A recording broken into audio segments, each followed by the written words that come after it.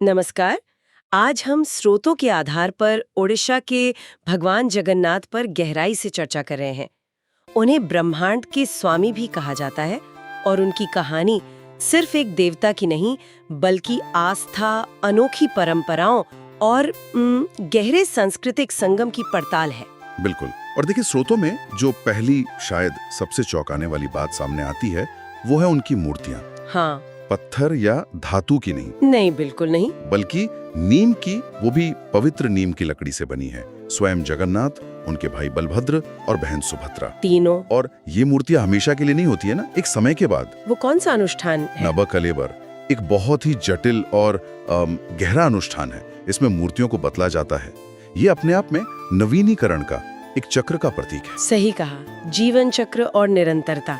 अच्छा, ये भी समझना जरूरी है कि जगन्नाथ आखिर है कौन, मतलब स्रोतों के अनुसार। देखिए, मूल रूप से तो वे कृष्ण या विष्णु का ही एक विशिष्ट, कह सकते हैं, क्षेत्रीय रूप माने जाते हैं। और पुरी का जो जगन्नाथ मंदिर है, बहुत प्रसिद्ध है। वो करीब 1161 ईस्वी में बना था। और ये 4 धामों में से एक है ना, हिंदू धर्म के प्रमुख तीर्थ स्थलों में। हाँ बिल्कुल, 4 प्रमुख धामों में इसकी गिनती होती है। स्रोतों में एक और दिलचस्प बात ये मिलती है कि यहाँ की परंपराओं में कई अलग अलग धाराएं आकर मिलती हैं, जैसे तांत्रिक बौद्ध धर्म, आदिवासी मान्यताएं। हाँ, ये बहुत महत्वपूर्ण है। तांत्रिक बौद्ध प्रभाव, स्थानीय आदिवासी संस्कृति की झलक और वैष्णव भक्ति, इन सब का एक अनूठा संगम देखने को मिलता है। तो ये मिश्रण इसे इतना खास कैसे बनाता है, मतलब क्या दिखाता है ये? ये दिखाता है कि कैसे समय के साथ अलग अलग आस्थाएं और प्रथाएं एक मुख्य धारा की भक्ति परंपरा में, आप कह सकते हैं, समाहित हो गई। ये जगन्नाथ पंथ की समावेशी प्रकृति का प्रमाण है और यही इसे भारत की दूसरी वैष्णव परंपराओं से थोड़ा अलग भी करता है। अच्छा, और मूर्तियों की उत्पत्ति, उसको लेकर भी तो कई कहानियां हैं। स्रोतों में जिक्र है कि दिव्य शिल्पकार विश्वकर्मा ने उन्हें बनाया था, राजा अनंत वर्मन चोड़गंगा देव के कहने पर। हाँ, ये मुख्य कथा है 12वीं सदी की। पर एक और दिलचस्प कहानी ये है कि विश्वकर्मा काम पूरा होने से पहले ही चले गए थे, किसी शर्त या बाधा के कारण। ओह अच्छा, और इसीलिए जगन्नाथ के हाथ नहीं है, या मूर्तियां थोड़ी अधूरी सी लगती हैं? हाँ, ये एक व्याख्या है उनके इस विशिष्ट रूप की। कुछ लोग इसे ईश्वर की निराकार प्रकृति का प्रतीक मानते हैं, या फिर ये कि भगवान भक्त पर कितने निर्भर हैं। भक्त मानते हैं कि ये अधूरापन ही उनकी पूर्णता है। वाह, ये तो बहुत गहरा दर्शन है। अच्छा, इन अनोखी मूर्तियों और मंदिर से जुड़े त्योहार भी उतने ही खास हैं। स्रोतों में सबसे पहले स्नान यात्रा का जिक्र है। हाँ, स्नान यात्रा ये ज्येष्ठ महीने की पूर्णिमा को होती है। एक तरह से इसे जगन्नाथ का प्रतीकात्मक जन्मदिन माना जाता है। जन्मदिन कैसे मनाते हैं? देवताओं को 108 घड़ों के पवित्र जल से स्नान कराया जाता है। बहुत भव्य स्नान होता है और इसके ठीक बाद 15 दिनों की एक अवधि शुरू होती है, अनुवसर। अनुवसर? इसका क्या मतलब हुआ? अनुवसर का मतलब है वो समय जब लोक मान्यता है कि ज्यादा स्नान से भगवान बीमार पड़ गए हैं। ओह हाँ, और उन्हें एकांत में रखा जाता है, उनका उपचार होता है। इस दौरान भक्तों को उनके दर्शन नहीं मिलते। ये देखिए, उनकी दिव्यता में कितना मानवीय पहलू जोड़ता है। सच में। और फिर आता है वो सबसे भव्य उत्सव जिसके बारे में स्रोतों में बहुत विस्तार से बताया गया है, रथ यात्रा। रथ यात्रा, बिल्कुल, हर साल जून जुलाई में। ये जगन्नाथ संस्कृति का, कह सकते हैं, हृदय है।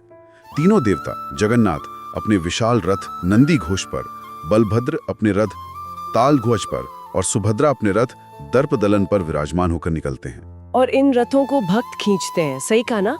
वो जो रास्ता है, बड़ा डंडा, कितना लंबा है वो? हाँ, करीब 3 किलोमीटर लंबा है बड़ा डंडा मार्ग।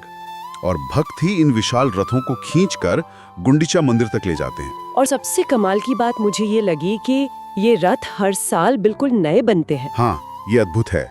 कोई मशीनरी नहीं, स्थानीय कारीगर जिन्हें ये अधिकार पीढ़ी दर पीढ़ी मिला है, वो पारंपरिक औजारों से, स्थानीय लकड़ी से इन्हें बनाते हैं। परंपरा की निरंतरता का जीवंत उदाहरण। बिल्कुल। और यात्रा शुरू होने से ठीक पहले पुरी के जो गजपति राजा हैं, वो खुद सोने की झाड़ू से रथों के आगे सफाई करते हैं। छेरा पहरा रस्म कहते हैं इसे। छेरा पहरा, इसका क्या मतलब है? ये प्रतीक है कि ईश्वर के सामने सब समान है। राजा भी सेवक है, सेवा ही सबसे बड़ा धर्म है। और यही समानता का विचार रथ खींचने में भी दिखता है। स्रोतों में लिखा है कि कोई भी किसी भी जाति या पंथ का व्यक्ति, बिल्कुल, यही तो रथ यात्रा की आत्मा है। कोई भेद नहीं, कोई भी भक्त किसी भी पृष्ठभूमि का हो, वो रस्सी खींचकर भगवान की सेवा कर सकता है। ये एकता और सामूहिक भक्ति का एक जबरदस्त प्रदर्शन है। फिर देवता गुंडिचा मंदिर पहुंचते हैं। हाँ, वहां कितने दिन रुकते हैं? 7 दिन। गुंडिचा मंदिर को उनकी मौसी का घर माना जाता है। वहां 7 दिन विश्राम करते हैं। और फिर वापसी। हाँ, वापसी की यात्रा को कहते हैं बाहुड़ा यात्रा। बाहुड़ा यात्रा। हाँ, और मंदिर लौटने के बाद होता है सुनाबेस, यानी स्वर्ण श्रृंगार। देवताओं को भारी सोने के आभूषणों से सजाया जाता है। वो दृश्य भी बहुत भव्य होता है। और ये उत्सव सिर्फ पुरी में ही नहीं, अब तो दुनिया भर में मनाया जाता है। खासकर इस्कॉन की जो शाखाएं हैं, वो इसे बहुत उत्साह से मनाती हैं। इन सब परंपराओं के अलावा स्रोतों में कुछ रहस्यमयी बातों का भी जिक्र है, जैसे मंदिर का झंडा हवा के उल्टी दिशा में लहराता है। हाँ। या मूर्तियों की परछाई नहीं दिखती। हाँ, ये बातें भक्तों की गहरी आस्था का हिस्सा है। ये जगन्नाथपुरी के रहस्य को और बढ़ाती हैं। एक और बहुत प्रबल मान्यता है जगन्नाथ के हृदय को लेकर। हृदय? हाँ, एक रहस्यमयी चीज है जिसे ब्रह्म पदार्थ कहते हैं। माना जाता है कि नबकलेबर के समय इसे पुरानी मूर्ति से नई मूर्ति में स्थानांतरित किया जाता है और वो हमेशा स्पंदित रहता है, मतलब धड़कता रहता है। अविश्वसनीय। तो इन सब स्रोतों को देखकर हम क्या समझें? जगन्नाथ सिर्फ एक देवता नहीं है। नहीं, वे उससे कहीं ज्यादा हैं।